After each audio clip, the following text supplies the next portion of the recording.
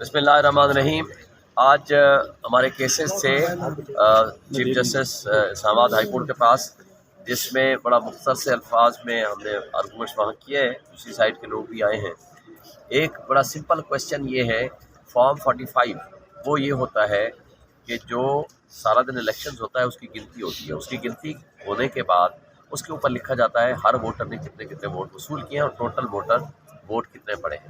اس کے اوپر سائن کرتا ہے اور انگوٹھا لگاتا ہے پریزائڈنگ آفیسر اور اسسٹنٹ پریزائڈنگ آفیسر۔ پھر وہ جو پولنگ ایجنٹس ہوتے ہیں جو اویلیبل ہوتے ہیں، مثلاً جو مین کنٹیسٹنگ کینڈیڈیٹس ہیں، جس میں میں تھا، سیکنڈ نمبر پہ آنے والے طارق فضل تھے، تیسرے نمبر پہ آنے والے مصطفیٰ تھے، جماعت اسلامی کا تھا، تحریک لبیک تھا اور پیپلز پارٹی کا تھا۔ یہ 5-7 ہم جو لوگ تھے تو ہم مین کنٹیسٹنٹ تھے، جو تقریباً ہر جگہ پہ ہمارے پولنگ ایجنٹس ہیں اور ہر ایک نے سائن کیا۔ اگر پولنگ ایجنٹ کو کوئی اعتراض ہے تو وہ پریزائڈنگ آفیسر کو رائٹنگ میں بھی دے سکتا ہے، وربلی بھی بتا سکتا ہے، اور وہ اس کا اعتراض دور کرے گا یا ریجیکٹ کرے گا یا ایکسیپٹ کرے گا، وہ آرڈر پاس کرے گا۔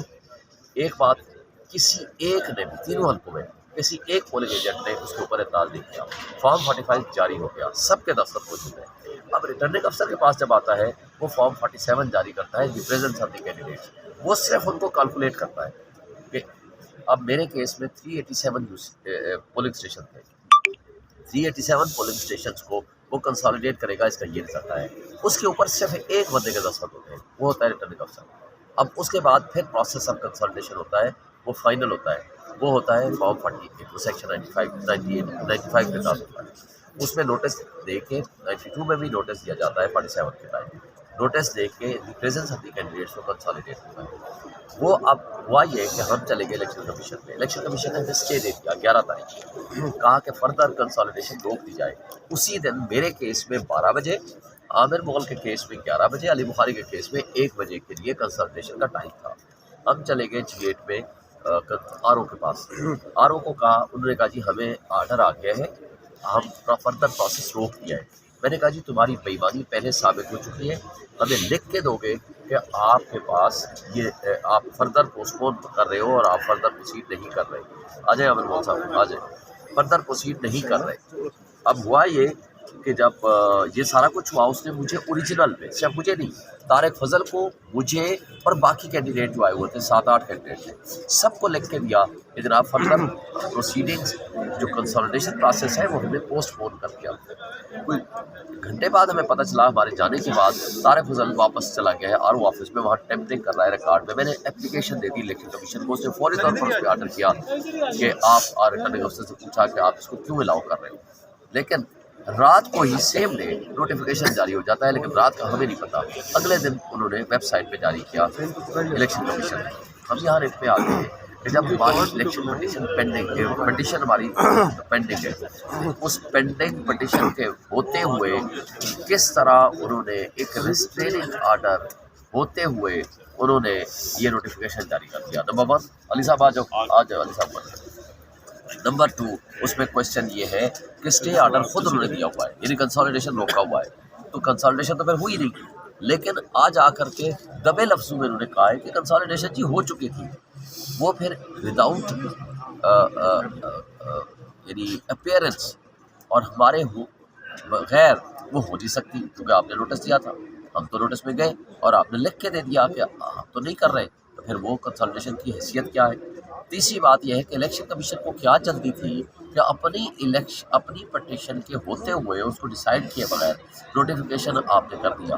یہ سارے کویشچن انہوں نے پوچھے ہیں، ان کے پاس کوئی ریزنیبل جواب نہیں تھا، اور اس کے بعد انہوں نے آج آرڈر ریزرو کر لیا ہے۔ امید یہ ہے ہمیں کہ نوٹیفیکیشن سیٹسفائڈ ہو جائے گا اور الیکشن کمیشن کو کہا جائے گا کہ آپ ان کا کیس دوبارہ ڈیسائیڈ کریں۔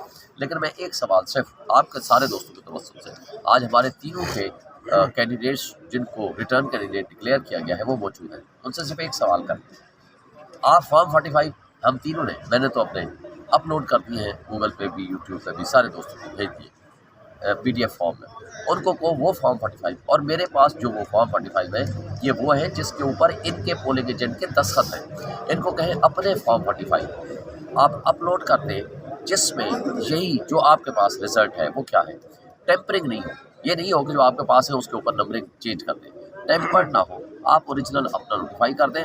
ہم اگر آپ جیتے ہیں ہم آپ کو گفٹ کر دیں گے یہ چیز، مگر یہ جو ڈکیتی دن اور رات کی روشنی میں दिन की रोशनी में आप कर रहे हो और उस पर आप शर्मिंदा भी नहीं हो, और जिस गांव पब्लिक इलाके से गुजरते हो और तमाम यूसी से वो हारा है। एक बात आपको बता दूँ, 46 यूसी थी मेरे केस में, बाकी मेरे भाई बताइए, 46 यूसी से वो हारा है।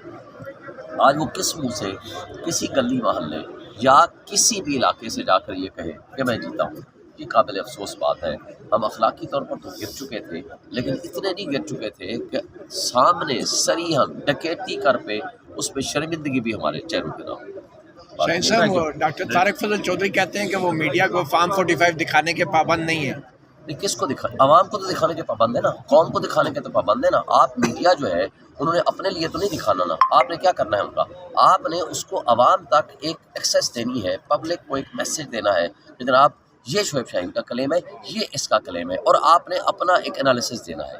बात यह है कि हम आपके मीडिया से जब बात करते हैं तो आपकी कंजम्पशन के लिए नहीं, आवाम की कंजम्पशन के लिए बात करते हैं हम, उनके लिए, क्योंकि पूरी कौम देख रही है। अगर हमने गलत झूठ बोल रहे हैं तो हमारा इंसाफ होना चाहिए, अगर वो गलत बयानी कर रहे हैं या झूठ बोल रहे हैं या वो सच पे मबनी है उनके बखौल, तो कम से कम उनको इतना तो अखलाकी उनके ऊपर एक फ़र्ज़ है कि वो पब्लिक के सामने आकर के वो अपनी वजाहत पेश करें और कहें कि ये हमारे पास सबूत है, हमने पब्लिक के लिए दे दिया है। अच्छा, आपके हल्कों में जो दीगर उम्मीदवार हैं वो प्रेस कॉन्फ्रेंस कर रहे हैं, आपके साथ बैठने को तैयार हैं? जी, कल मेरे साथ, जी एक मिनट मुझे दे दें, मैं ज़रा